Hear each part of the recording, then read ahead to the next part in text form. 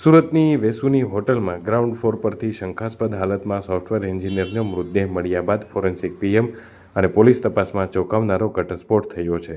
Software એન્જિનિયરે હોટલમાં આવતા પહેલા નજીકની એક દુકાનમાંથી છરો ખરીદ્યો હોવાનું સામે આવ્યું છે. ત્યારબાદ હોટલના રૂમમાં પોતાના શરીર પર જાતે જ છરાના ઘા મારી અને આત્મહત્યા કરી હોવાનો ખુલાસો થયો છે. અક્ષત શાહ નામના સોફ્ટવેર એન્જિનિયર વાર્ષિક 50 લાખના પેકેજ સાથે બેંગ્લોરની ખાનગી કંપનીમાં નોકરી કરતો હતો. આત્મહત્યા પહેલાં તેને પોતાના કંપનીને એક ઈમેલ કરી અને પોતે હોટલમાં રોકાયો હોવાની તેની પત્નીને જાણ કરવા જણાવ્યું હોવાનું સામે આવ્યું છે. પોલીસે એક સુસાઇડ નોટ પણ કબજે કરી છે. જોકે આત્મહત્યાનું કારણ હજી અકબંધ હોય પોલીસે અલગ અલગ દિશામાં તપાસ હાથ ધરી છે. वेसु पुलिस स्टेशन की हद में आगम विवियाना एक कॉम्प्लेक्स है, वहाँ पे एलिगेंट इन करके होटल चलता है जो 4th फ्लोर पे होटल है। उसके रूम नंबर 404 से छलांग लगा के एक आदमी ने सुसाइड कर लिया, ऐसा इन्फॉर्मेशन पुलिस को मिला था। तो आगे फर्दर इन्वेस्टिगेशन में पता किया तो ये व्यक्ति जो है इसकी उम्र करीब 30 वर्ष है। अक्षत मुकेश भाई शाह करके है। ये सॉफ्टवेयर इंजीनियर है और एक नीलांशो करके कंपनी है, उसके लिए वर्क फ्रॉम होम करता है और करीब सालाना जो पैकेज है वो 50 लाख के आसपास है। रिसेंटली ही अक्षत की शादी हुई थी और उनकी वाइफ है वो डॉक्टर है। एक बच्चा है उनके 1.5 साल का। और उस दिन जब हमने तपास किया तो करीब 1:30 बजे के आसपास अक्षत जो है वहाँ होटल में एंट्री करता है। टाटा की गाड़ी अपनी बेसमेंट में खड़ी करता है और ऊपर जाके रिसेप्शन से एक रूम बुक करता है। रूम बुक करके रूम देख के आता है और फिर होटल में चला जाता है और करीब 5 बजे के आसपास में वहाँ से ये जंप करता है। बाद में जब पुलिस वहाँ पे गई तो हमने जब पीएम रूम में जाके बॉडी देखी डॉक्टर्स के साथ में मिलके, तो बॉडी से बहुत सारे शार्प कट के निशान थे जो किसी चाकू से किए हुए हों या किसी दूसरे। तो उस टाइम ऐसा लगा कि सुसाइड है कि हत्या है, इस तरह का भी प्रश्न सामने आया क्योंकि इतनी ज़्यादा इंजरी उनकी बॉडी के ऊपर थी, गले के ऊपर, पैरों के ऊपर, शरीर पे 1-2 जगह और अन्य भी इंजरी थी जो काफ़ी शार्प इंजरी थी। तो वहाँ के इस तपास में हमने होटल के सारे CCTVs भी देखे तो होटल का जो रूम है 404, उसके बाथरूम में पूरा बाथरूम ब्लड से सना हुआ था और वहीं पे एक चाकू मिला। वो चाकू नया ही एकदम चाकू ख़रीदा हुआ था।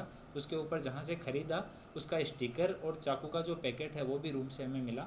तो बाद में हमने उसकी तपास की तो बगल में एक संगीता स्टील करके स्टील का एक शॉप है, वहाँ से वो चाकू ख़रीदा हुआ था। वहाँ पूछताछ की गई तो 1:16 के ऊपर 260 रुपये ऑनलाइन पे करके खुद जो मृतक है अक्षत मुकेश भाई शाह, उसने ही वहाँ से वो चाकू ख़रीदा था। चाकू ख़रीद के ही लेके आया।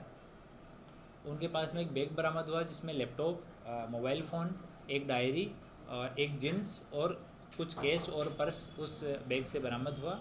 एक साथ में जो डायरी थी उसमें सुसाइड नोट भी लिखा हुआ था जिसमें किसी के ऊपर एलिगेशन नहीं किया हुआ है, लेकिन सबको अपने जीवन के प्रति निराशा जाहिर की हुई है और घर वालों से माफ़ी मांगी हुई है और सबको कि मुझे माफ़ कर दीजिए और इस तरह से मैं यहाँ रहने लायक नहीं हूँ, मुझे घुटन हो रही है, इस तरह की चीज़ें उसमें लिखी हुई है। किसी के ऊपर कोई आरोप प्रत्यारोप घर वालों पे या बाहर के व्यक्ति पे उसमें नहीं किया गया है। वो हैंडराइटिंग जो है वो उनकी जो पुरानी स्पेसिमेन हैंडराइटिंग है उसके साथ में हम लोग मैच करवा रहे हैं। इससे पहले उन्होंने करीब 5 बजे अपनी कंपनी को एक मेल भी किया, नीलांशो जो कंपनी है CEO, उनको एक मेल किया। उस मेल में लिखा हुआ था कि कृपया करके मेरी वाइफ जिनका नाम ये है, मोबाइल नंबर ये है, उनको आप इन्फॉर्म कर दीजिए कि मैं ये होटल के रूम नंबर 404 में हूँ, थैंक्स एंड सॉरी, इतना कह के एक मेल किया हुआ था। तो इमीडिएटली कंपनी वालों ने उनकी धर्मपत्नी को इन्फॉर्म किया। उन्होंने जो होटल का नाम था उसके मोबाइल नंबर सर्च करके होटल वालों से बात की। जब ये बात कर रही थी उतनी देर में उन्होंने विंडो से जंप लगा दिया और नीचे गिरने से तो वो इंजरी से और जो कट लगे थे शरीर में ब्लड की कमी होने से जो अक्षत है उसकी डेथ हो गई। और उनका जितना लैपटॉप, मोबाइल ये सब है वो हमने FSL को भेजा है ताकि उसके अंदर जो भी अगर कुछ डाटा है तो वो डाटा है उसको इन्वेस्टिगेशन के पर्पज़ के लिए इन्वेस्टिगेशन में रखा जा सके। तो दोनों मोबाइल और लैपटॉप उनको FSL में भेज दिया गया। वहाँ से जितने भी पुरावा मिले, चाकू है, उनके कपड़े मिले हैं, वो सबको भी हम लोग FSL में भेज दिया है। और आगे जितने फैमिली के मेंबर हैं, उनके जो कनेक्टेड लोग हैं, उनसे भी पूछताछ चल रही है। कंपनी को भी हमने मेल डाल के उनसे भी डिटेल मांग रहे हैं कि पहले भी कोई इस तरह का मेल किया हुआ है क्या। वो सारी चीज़ें हम लोग तपास के काम में शामिल रख रहे हैं और आगे का इन्वेस्टिगेशन अभी चालू है।